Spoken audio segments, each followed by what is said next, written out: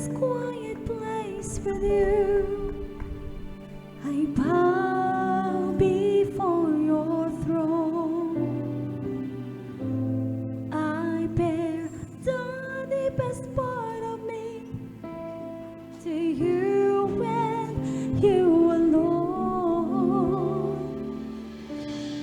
I keep no secrets, for there is no thought you haven't known. I bring my best and all the rest to you. I lay them down.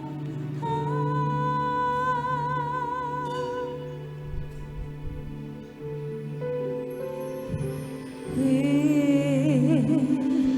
all my heart, I want to love you, Lord, and live my life each day to know you more.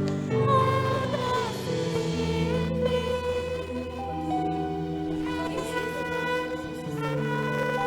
completely to serve you only with all my heart.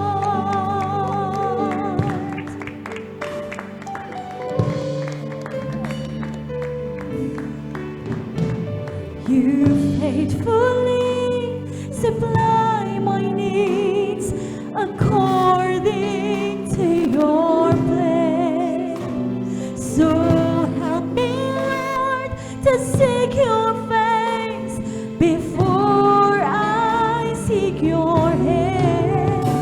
Then trust you know what's best for me when I don't understand. In following obedience in every circumstance.